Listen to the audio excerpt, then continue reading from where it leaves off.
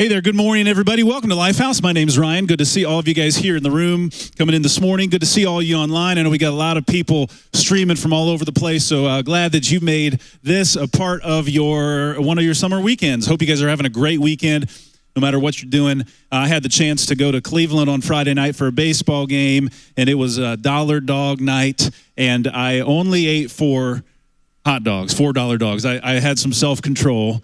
And I say only because I went to another game a while back, and it was dime a dog night. So if you can picture the quality of hot dogs for dollar dogs, you know, it's definitely not top shelf. The dime a dogs was like, this is not edible, really. But I still ate 13 of them. $1.30 for 13. I mean, come on.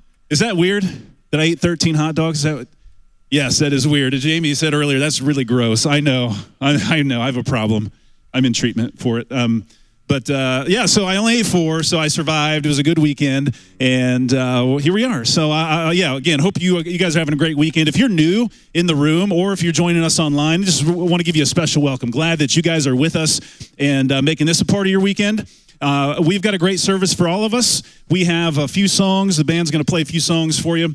And then our video teaching pastor, Andy Stanley, is starting a brand new series for us called Mean People and What to Do About Them. So that's going to be pretty juicy, I think. And then we're going to finish with a song and wrap us up. And listen, no matter where you're at in your faith, no matter what you believe or what your life is like right now, we hope that today that you can take a step in the direction of your Heavenly Father. That's what we want for all of us, and with His love and the grace that He shows us, we hope that we can all do that. So I want to invite you to stand. Cooper's going to lead us in this first song about God's grace.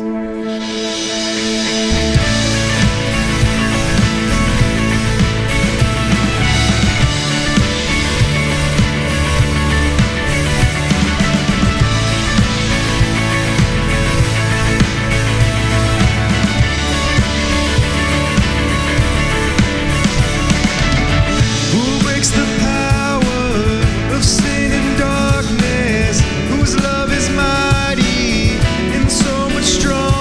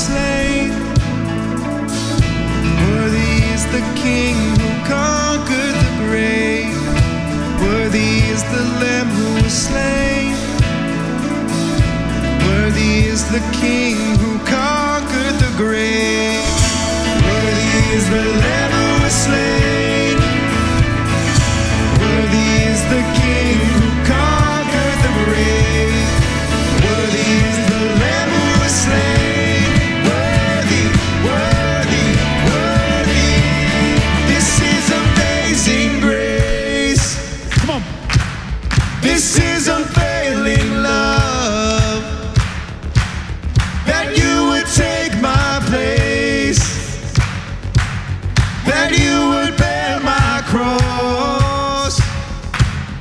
You laid down your life, that I would be set free. Oh, Jesus, I sing, this is amazing grace. This is unfailing love, that you would take my place, that you would bear my cross. You laid down your life, that I would be set free. Oh, Jesus, I sing, all that you've done for me.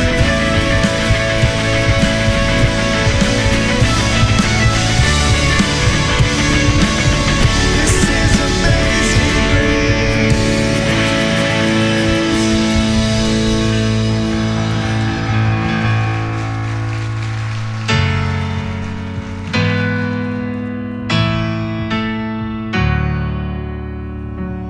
You unravel me with a melody.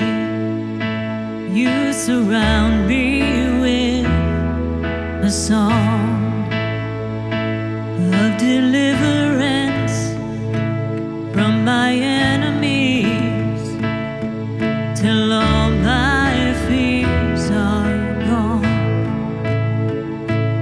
I'm no longer a slave to fear. I am a child of God. I'm no longer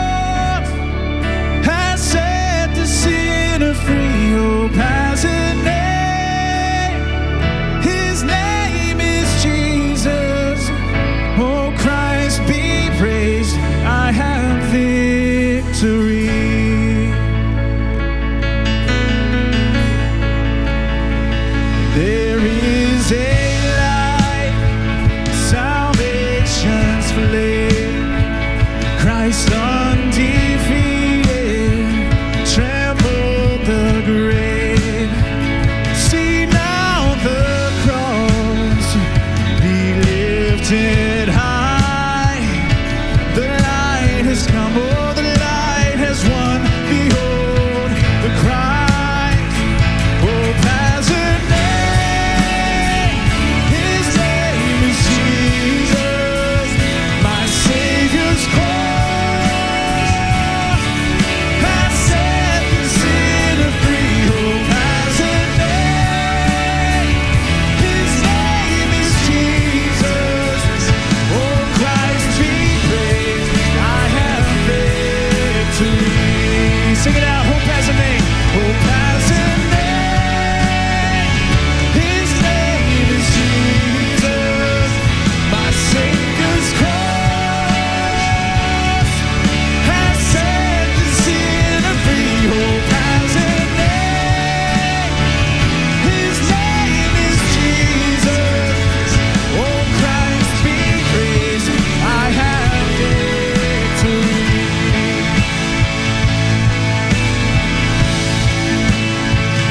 There'll be a day, my hope complete.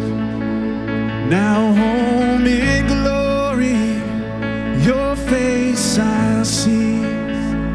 My pain no more, my fear will cease. I bow my life, I'll fix my eyes on Christ, my King. I bow my life, I'll fix my eyes on Christ, my King.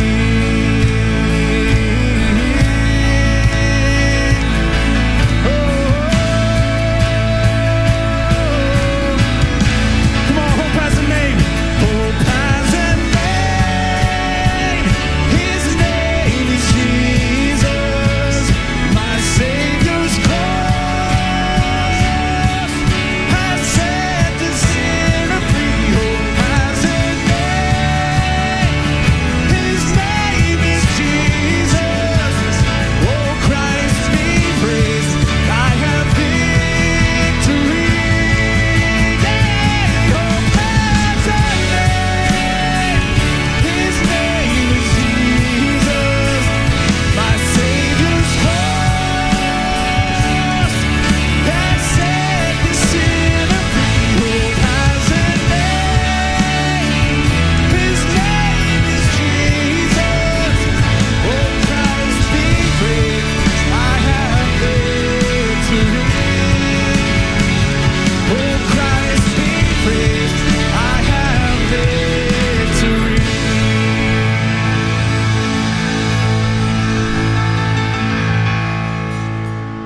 Yeah. It's awesome. Thank you guys for singing with us. You can take your seats. Man, we sing a song like that because we believe that there's real hope to be found in Jesus Christ. Real hope for our real lives, right? That this isn't just a game or a show or just religion or church talk. These things that we sing, right? That they're real. And if you don't believe in God or you don't know what you believe yet, and you're here, you're online, first of all, we want you to know you're in a really, really good place to be thinking about this and sorting through, and we're all figuring it out together. But for those of us who have found Jesus, we know that it's real, that there's real hope for us in our lives because of the love of Christ. And, you know, when we find a good thing, it's not something that we want to keep to ourselves. And so we want to give that and share that. And so just a couple weeks ago, we had the chance to, some of you even in this room, had a chance to be a part of something called Ignite. If you've been around the last few weeks, you heard us talk about Ignite. It was a short-term, kind of several-day local missions event, you know, where people got to go out in our community and help people in need. And we want to show you, give you a taste of what that was like here just a couple weeks ago. So check this out.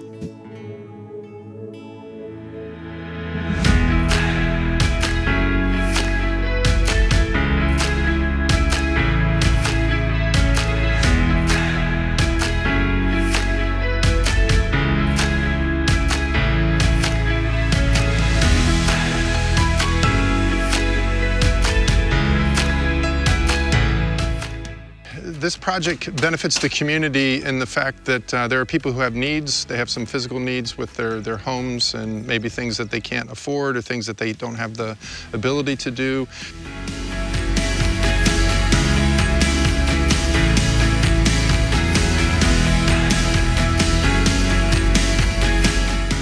I think the whole mantra of the Ignite 2023 is to love your neighbor and to demonstrate the love of Christ as you're doing it.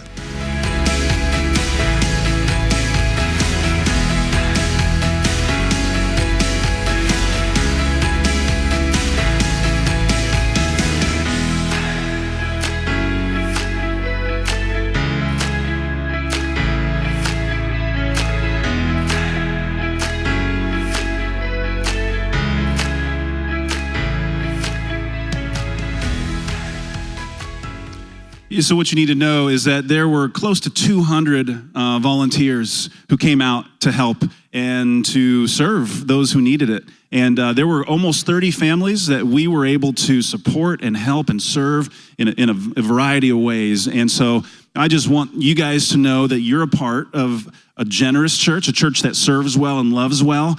So many of you that did that, we appreciate that. I know the homeowners appreciate it.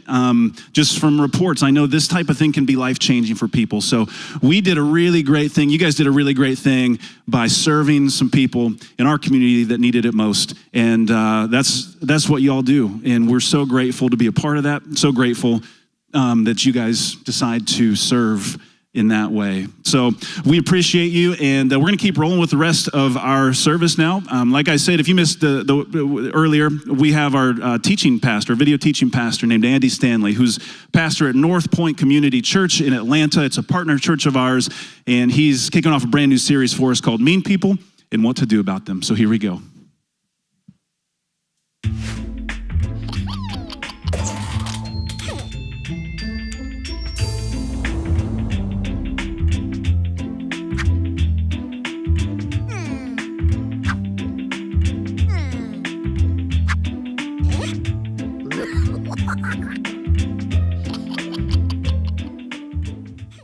So today is part one of a two-part series entitled Mean People and What to Do About Them. Mean People and What to Do About Them. I thought about entitling this series Bad People and What to Do About Them, but we hesitate to call anybody bad. We say things like this, like, he's really not a bad person, and this is what we say. He's really not a bad person. He just does bad things, like a lot, which I think that's what it means to be a bad person. But so we're not going to do bad person. We're going to do mean person. We're going to stick with mean people, and specifically, what should we do about the mean people in our lives? And by mean, I mean mean. These are the unpleasant people. These are the deceptive people.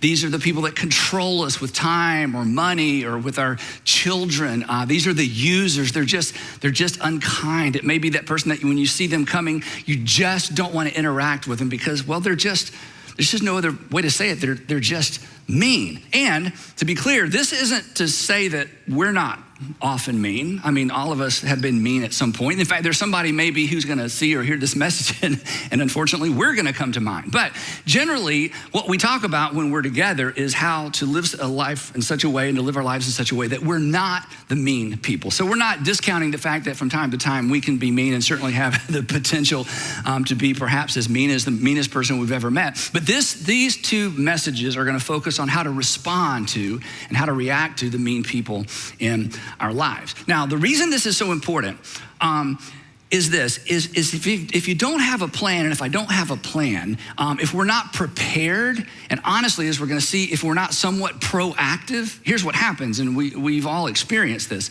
The mean people in our lives, ultimately, they gain a measure of control over our lives. And before we know it, we're actually acting like they do. And it feels in the moment as if we have no choice. In fact, if somebody were to hear your story, or when you tell your story and you talk about how you've reacted to or responded to the person that, is mean to you, the person that hears your story is like, well, who could blame you? It's almost like you have no choice. And the reason it feels like we have no choice is this, that mean people, and we don't think in these terms when we're in the relationship, but mean people, without even meaning to, they just keep us off balance. We're just always off balance. We don't know what we're walking into.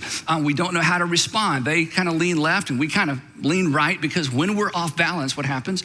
We're forced to compensate. This is why in these relationships, you feel like you're not even yourself. In fact, somebody may have said to you, you know, when you're around him, when you're around her, when you're together, I feel like you're not even yourself. Why? Because, well, when we're around these kinds of people, we are forced to compensate. If somebody walks up and pushes you off balance, everything in you, you compensate to regain your balance. But the problem with a mean person is it is impossible, it is virtually impossible to maintain and keep your balance. I'll give you a quick illustration.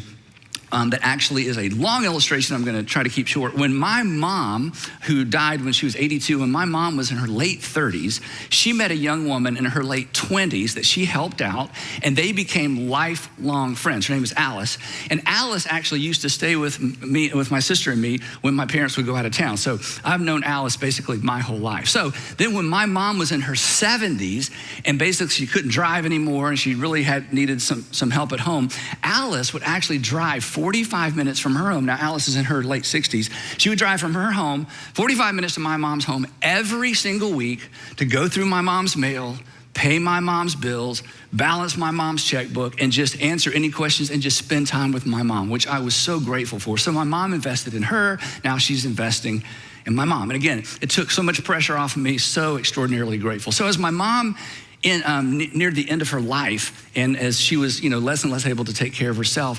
Alice began to lose her sight.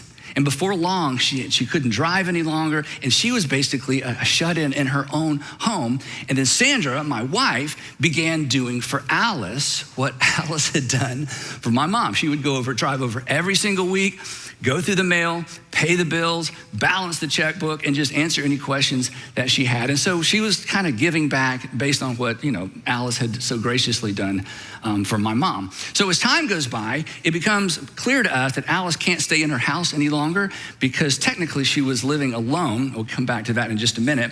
And so Sandra convinced Alice that she needed to move to assisted living. Now, if anyone here has ever moved a parent or a spouse's parent to assisted living, it is so complicated. But it's even more complicated when we're trying to move somebody who is not a family member. So Sandra got an attorney. She became Alice's official legal power of attorney. And then she got another friend of Alice's to become Alice's physical or medical power of attorney. So there's kind of Team Alice, but because Alice had never married, she had no kids. She'd pretty much outlived almost all of her friends, and certainly her parents and her brother and sister. And so she's alone in the world. And so, we're going to take care of Alice. So about 9 months before the process began to get her into assisted living. So the goal was get her in assisted living. In fact, Sandra found a place 2 miles from our house, because we're committed to Alice for the rest of her life. She found this place, and Alice could almost afford it based with her pension and with her Social Security, but there was going to be a gap. So the goal is get her out, clean out her house, sell her stuff, sell the house. She had a little bit of equity, put the money in the bank, and we'll just go from there. So that's the plan. Very complicated, especially when you're not related to the person. Well, anyway, about 8 or 9 months before that process began, an old friend of Alice's showed up at her front door, a gentleman in his late 60s, keeping all that straight, and he said, Alice, I'm destitute. I don't have a place to live. I've been living in my car. It's getting cold. Would it be okay if I moved in with you for just a few months? Now, Alice had been warned, and later we were warned, that this guy's name is Roger, that if you let Roger move in, you're gonna have a difficult time getting Roger to move out. She had been told that, and she'd known him for a while, and somebody told us that when we heard about Roger moving in, but she allowed him to move into one of her spare bedrooms, and actually, honestly, he was pretty helpful, because he could drive and he could take her to her doctor's visits. He would bring us the mail sometimes. He seemed like the nicest guy, and I couldn't imagine this was gonna be a problem. Besides, he knew we're gonna sell her house, and so if we sell her house, you'll probably have to move out by that point, right? So I felt like there was kind of a built-in deadline. This wouldn't be a problem. So sure enough, he was pretty helpful. Sandra did, I should say, I wouldn't say estate sale. It was more garage sale than estate sale, if you know what I mean. There wasn't a whole lot to sell, but we had an estate sale or a garage sale. Roger was actually helpful. He actually even bought some of her stuff to put in his storage unit that he said he had, which was great. Now, he wasn't paying any rent, wasn't paying any bills, wasn't buying any groceries. There was no cash outlay. He was living for free for all these months. And so we finally get Alice moved to this assisted living place close to us. That was, an event.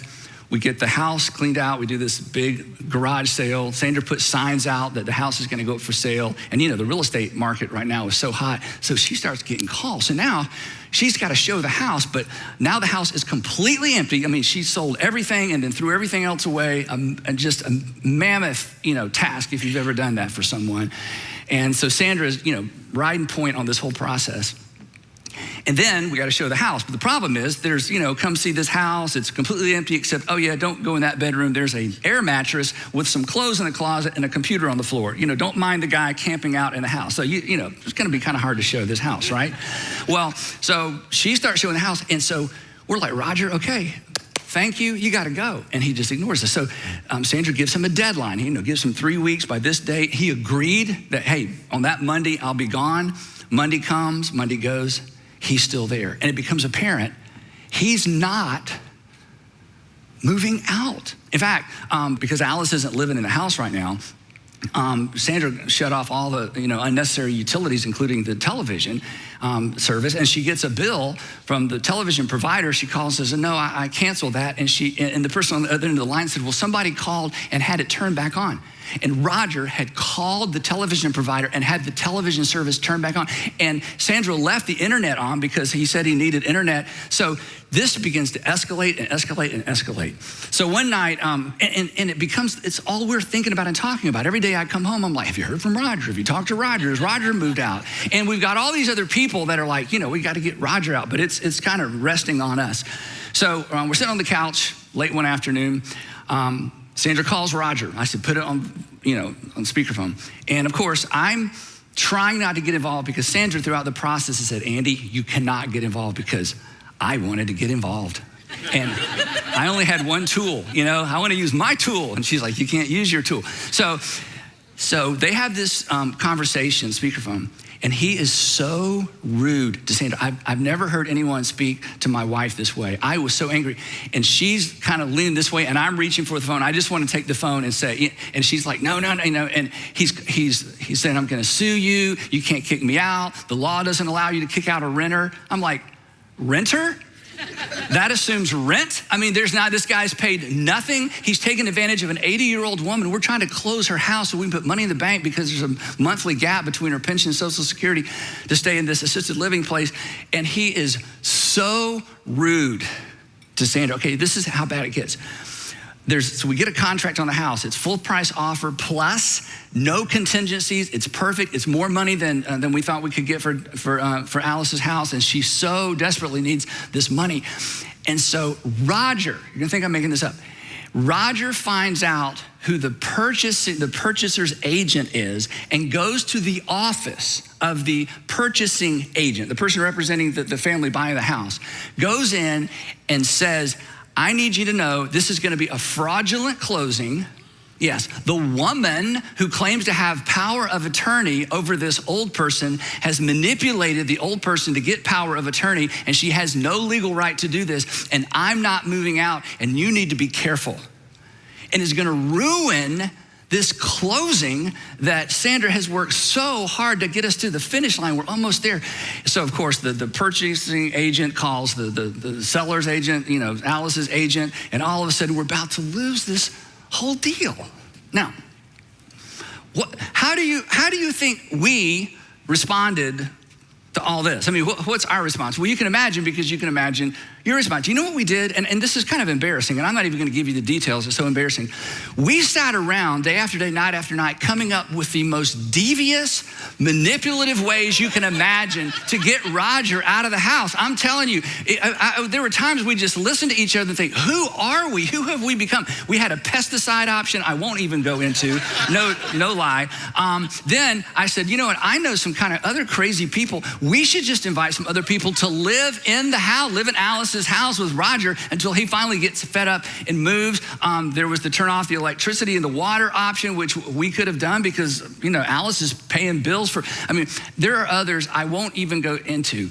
But we realized what was happening. We're starting to become like Roger. We're becoming like him. We don't even like him. It was all we talked about, to the point, honestly.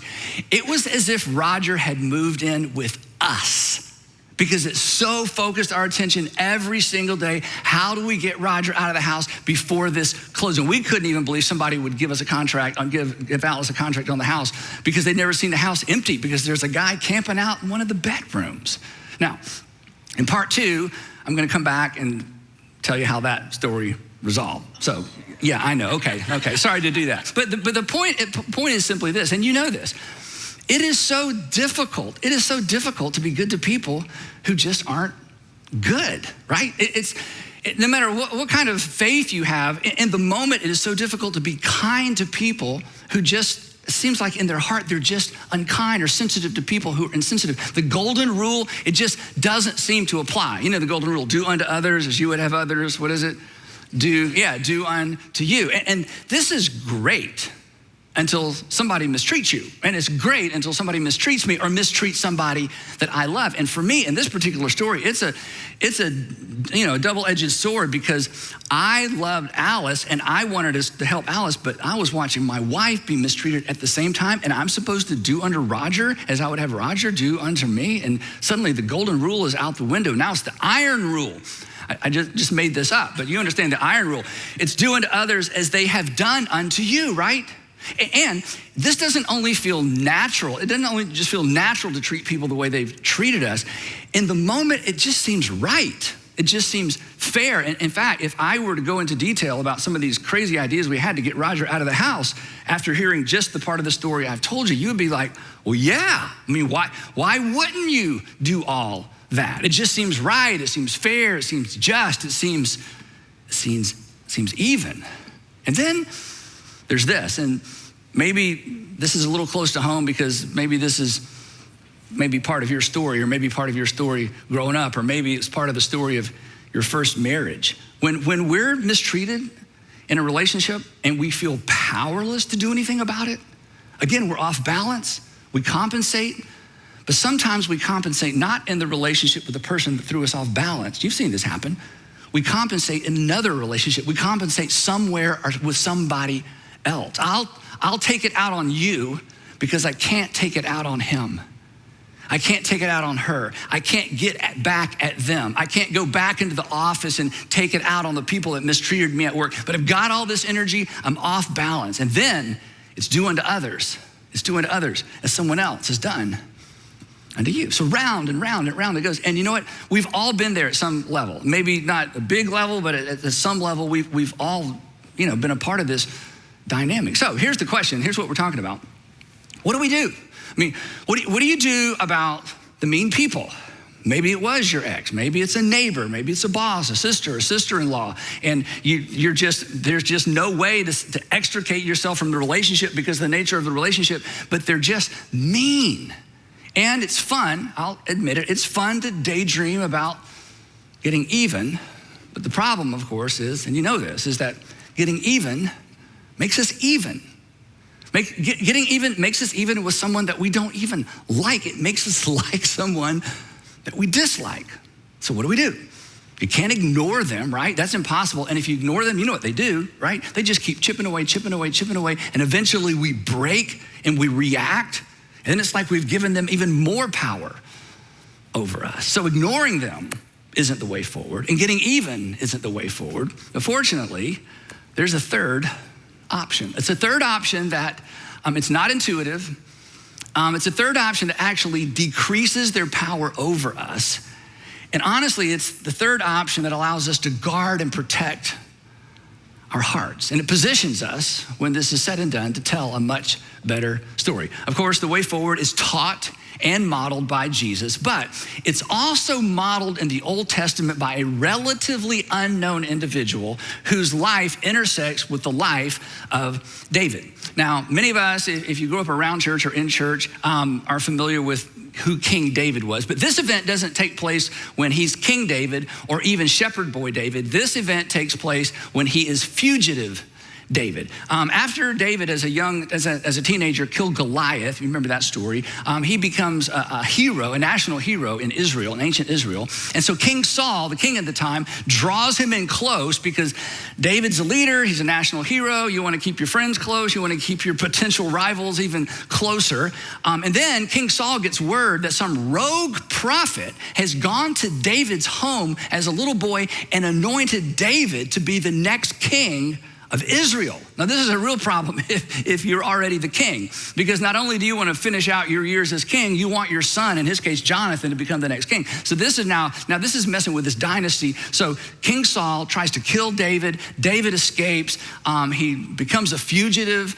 He's living out in the wilderness. He's had to leave his family over time because he's a leader. He attracts other men like him, other angry, mistreated outlaws. Before long, he has his own little miniature army of about 600 men, plus their wives and all their stuff. And they're outcast from society. They have no place to call home. And they're all angry because each of them have their own story of being mistreated and the injustice that had happened under King Saul. So, and David's got all this anger and all this frustration. And of course, like any of us, he's looking for a place to sort of take it out, somebody to take it out on, because King Saul is untouchable. And in this story, he finally finds a victim, and that's where the story picks up. So I'll read part of the story, and then we're gonna stop in the middle, pick it up next time. So here's what happens. A certain man, this is in 1 Samuel 25, and Samuel is essentially David's biographer in a sense. A certain man in Moab, who had property there in Carmel, was very wealthy. He had 1,000 goats. You know, and you read this in ancient times, it's like, for us, it's like, what would you do with 1,000 goats? Anyway, so he had 1,000 goats. He had garages full of cars. Think of it that way. He had 3,000 sheep, which he was shearing in Carmel, and his name was Nabal. Now, sheep shearing season in ancient times, this is when wealthy people found out how much wealthier they had just become. This was like, it's like a financial report, an annual financial report. He's about to find out how much wealthier he just became based on how many sheep were actually alive to be sheared and the product they had as a result that they could then sell. So this is a good day. This is a great day for him. He's about, again, the rich just get richer. He's about to find out how much profit he turned. So the story continues. His name was Nabal, and his wife's name was Abigail. She was an intelligent and beautiful woman, but her husband was harsh and mean in his dealings. In fact, his name actually means heavy. And this Hebrew word here actually means heavy. He was basically a pain to deal with. He was a burden to deal with. In fact, the text tells us, he was just a mean person. Text continues, While David and his men were in the wilderness, he heard that Nabal was shearing sheep. So he's like, hey, this rich guy's about to get richer. So he sent 10 of his young men, and he said to them, I want you to give Nabal a message. Go up to Nabal at Carmel and greet him in my name. So when you show up, let everybody know you're coming in David's name, and say to him, greet him this way. Say, long life to you, Nabal, good health to you and your household, and good health to all that is yours. This was a formal, ancient greeting that basically said, I come in peace. And then make sure you give him the message, and here's the message. When your shepherds were with us, we did not mistreat them. The whole time they were at Carmel, nothing of theirs went missing. In other words, while your shepherds were out watching over their flocks by night, night after night after night during that season, our men were all around them all the time, and we never stole anything. So there's a sense in which your profit is due in part to our protection. Not only did we not allow our men to steal anything from you, we didn't allow the other rogues in the area to steal anything from you as well. And he said, and if you don't take my word for it, the message continues this way. Ask your own servants, and they'll tell you. Therefore, be favorable toward my men, since we come at a festive time. And please, if you would, please give your servants and your son David whatever you can find for them. In other words, you're gonna have extra. We kind of helped you create that extra. If you wouldn't mind sharing with us, that would be great. So when David's men arrived, they went to Carmel. When they arrived, they gave Nabal this message in David's name. And then they waited. And they waited. And they waited. Because Nabal was making them wait. Now, while they're waiting on Nabal, I just want to say a word about David. And this is going to be difficult for some of us, again, based on our view of David growing up in Sunday school or church. But when you read his biography, David was a very violent man. He was not someone to be trifled with. When he lived in the land of the Philistines, he regularly raided Philistine villages and would murder every single person in the village so there would be no one left to tell the tale. In fact, his biographer describes it this way, that whenever David attacked an area, he did not leave a man or a woman alive, but took sheep and cattle, donkeys and camels, and all the clothing. So he was a dangerous and violent man, even by ancient standards. So Nabal should have known better, because certainly he knew the reputation of David, the warrior. So anyway, he keeps them waiting, but eventually Nabal sends his answer, or perhaps he comes out and gives the answer himself. It's not clear. Nabal answered, here's what he said. Nabal answered David's servants, "Who is this David?" You come in David's name. Who is David? Who is this son of Jesse? So he knew who David was, but he's like, you know what? Yeah, we've heard of David, and you think he's such a big deal. He's not such a big deal. Who is this guy? Hey, come on. He's just one of many. Many servants are breaking away from their masters these days. Your master is a nobody. Your master is an outlaw. I didn't ask for his help. I didn't need his help. I don't owe him anything. So no, I'm not going to share with David and his band of merry men. You are dismissed. Why? He says, why? Why should I take my bread and water and the meat I have slaughtered from my shearers and give it to men coming from, where did you come from again? So no, you're dismissed. So David's men turned around and they went back, and when they arrived, they repeated every word. And then David said to his men, "Oh, well, it was worth a try." No, David actually said to his men, "Each of you strap on your sword." So they did. And then an interesting detail in the text, and David strapped his on as well. In other words, you mess with me and you will see. You mess with me and you will pay. Now, there's a reason, I think, why the author highlights David arming himself with his sword, because David's sword was like no other sword.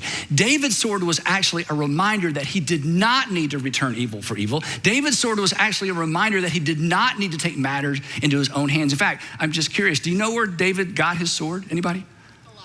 Goliath, that's right. He got a sword from Goliath. So Goliath's sword is a visual aid of God's promise of protection and provision to David.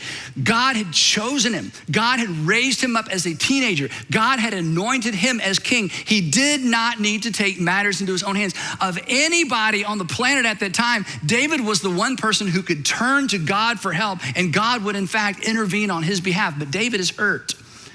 David's angry. And he can't see any of that. To him, it's just an oversized sword. The story that goes with the sword, he's forgotten the story. He's forgotten God's provision because he's so angry and he's so hurt. And he redirects his frustration with King Saul, who's untouchable, toward Nabal. So about 400 men, this is amazing, about 400 men went up with David. 400 men. Okay, this was an overreaction of epic proportion. This was going to be a massacre. We've all heard that hurt people hurt people. This is a case of hunted people hunt people. So he sets out. And it's so interesting because the biographer, once again, lets us get inside David's head. He begins internally to build up a head of steam, to build his case. He's going to build a case to justify what he's not 100% sure he should be doing. You ever do that? You're kind of driving home and you're kind of building up a head of steam. You're practicing your script, or you're driving to work, or you're thinking about that afternoon when you see him or you see her. We have those imaginary conversations. At least I do.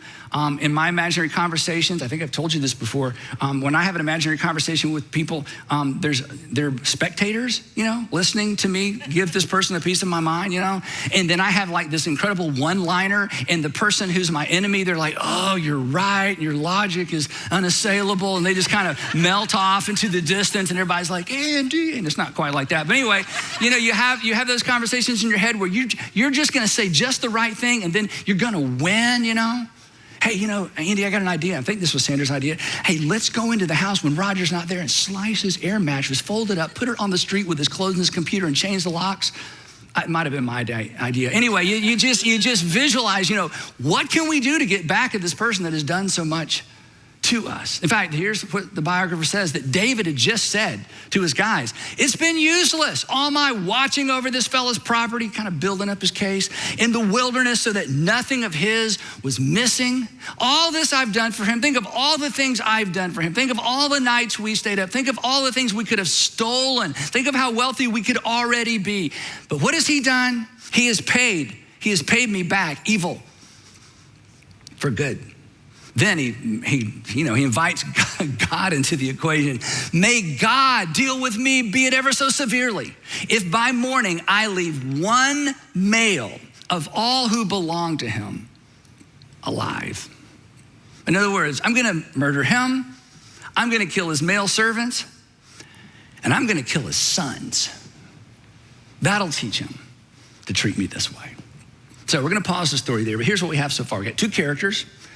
We have two responses, and we have no hero, right? We have Nabal, we have David, evil for good. David did good, he responded with evil. David, who's about to do evil for evil. Nabal is somewhat maniacal, and David is about to be predictable. Who could blame him for what he's about to do? And sometimes, again, it just seems like evil for evil is the only option. Turns out, as I said earlier, it's not. There's a third option. And we're going to talk about that in part 2. But here's what I want you to do between now and part 2. I want to give you 4 questions to think about. And again, I would prefer you not to think about these through the filter of other people, but just through what's going on right now in your life with the people that are difficult to deal with. You may not consider them mean people. It may not be an extreme, or it may be very extreme.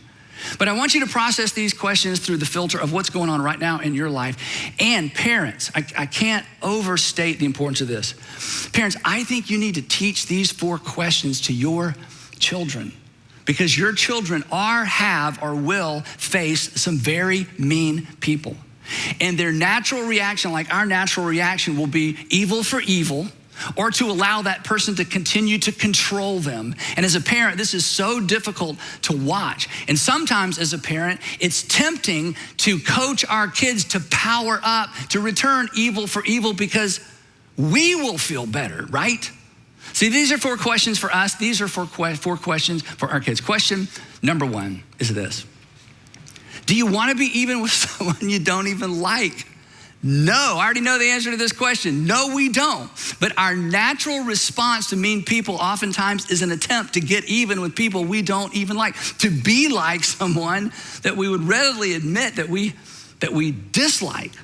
And again, we think somehow once we get even, that ends it, but that doesn't end it, right? That doesn't end the cycle. It actually perpetuates it. Recently, I heard Jamie Dickens say, it's not evil for evil. It just becomes evil for evil, for evil for evil, for evil for evil, for evil. It just goes on and on and on. So do you want to be part, or do I want to be part of perpetuating that cycle? To question number 2, wouldn't you rather be ahead? Do you want to get even with someone you don't even like, or wouldn't you rather be ahead? Wouldn't you prefer to be unlike the person or the people that you dislike? And this is so, I said earlier, this is so not intuitive. But here's the thing, and when I say it, you know it's true. Unlike any other arena of life, you actually relationally pull ahead by refusing to get even. You actually pull ahead by refusing to get even. And that leads to a third question that we ask a lot around here within several different contexts. It's simply this. In fact, this is third question. Don't miss next time, because this third question is a question that the character that we will introduce next time actually baits David into asking about his own future. And the third question is this: when this is nothing more than a story you tell, what story do you want to tell? When your response to this current relationship is nothing more than a story you tell, what story do you want to tell? Do you want to tell the story that I ended up just like the person that I dislike? because I allowed them to infuriate me into acting just like them. It's not a good story. It's not the story that any of us want to tell. And then the fourth question is the on-ramp to the solution. The fourth question is the on-ramp to pulling ahead. And the fourth question sets us up and puts us in this uncomfortable space that we know we probably should step into. And if you're a Jesus follower, if you're a Christian, you know with certainty you've been called to step into. But it's so uncomfortable. The fourth question is this: what would it look like? And you don't have to commit to this. You just have to have an internal conversation. What would it look like to return good for evil? Not just refuse to react or to react in like kind, but to be kind. Not just refuse to be bad, but to take seriously the words of Jesus, because he was so direct about this. I mean, a lot of things Jesus said we have a hard time figuring out. This is too clear. He said, I want you to do good to those who mistreat you. Don't just put up with them. Don't just forgive them. Don't just ignore them. Don't just try not to be like them. Jesus says, no, that's not enough. I want you to think through how to do good to those who mistreat you. Because Jesus knew that doing good to people who have not been good to us is ultimately what frees us, what protects our heart. Getting even is natural. It's predictable. Jesus has invited us to be unpredictable. Jesus has invited us to do something extraordinary. It's as if he's saying, don't be predictable. Don't write a predictable story. Write a remarkable story. Write that story that's worth telling. And what will determine whether or not that story is worth telling is not what the other person does, because you have no control over that. It is 100% right here in our decision whether or not to respond either in like kind or to be kind, to do good for those who have mistreated us. Remarkable begins with an honest answer to this question. What would it look like? What would it look like to return good for evil? What would it look like to do good to the person who has mistreated you? Because you don't pull ahead by attempting to get even. And we will pick it up right there next time in part 2 of Mean People. I'd love to pray for us before we go. Heavenly Father, it is so easy to stand up here and talk about it. It is so difficult to walk out the doors, or to show up at work, or to go next door, or in some cases even go home and do this. So would you please give each of us eyes to see our circumstances the way that you see our circumstances? And would you give us ears, Father, to hear your whisper when we ask that question, honestly, that many of us are afraid to ask: what would it look like to do good for the person who has not done good to me? Give us eyes to see, give us ears to hear, and then give us the courage to step into that scary, scary place. And in doing so, we know, because you promised us this, in doing so, we become like our Father in heaven. So give us the courage to take that step. In Jesus' name, amen. I want to invite you to stand and let's sing our last song together.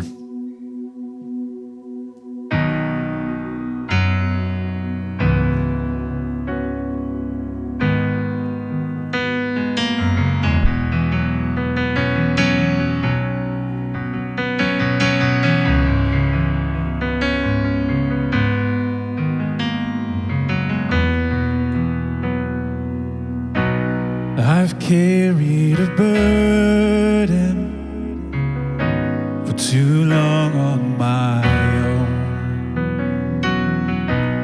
I wasn't created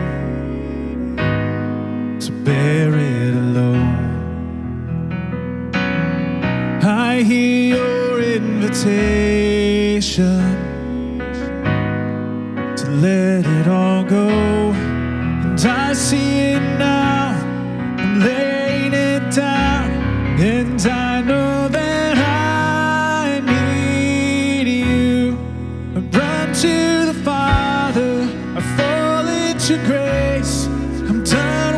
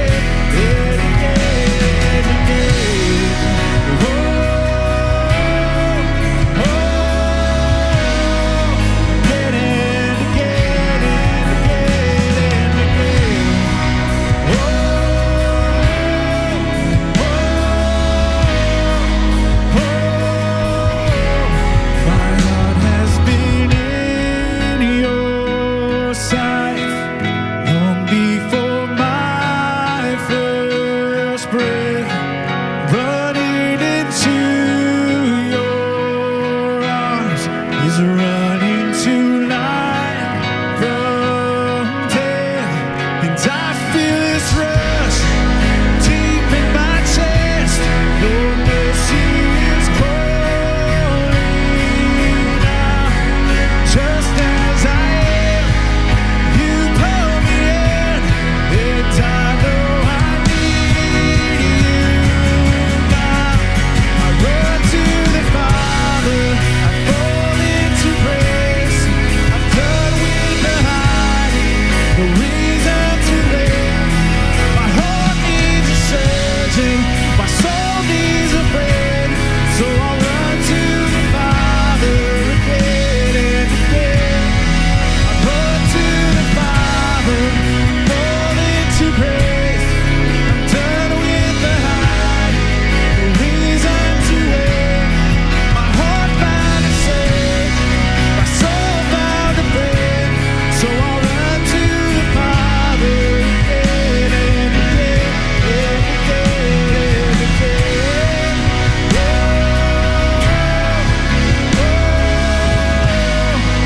Again and again and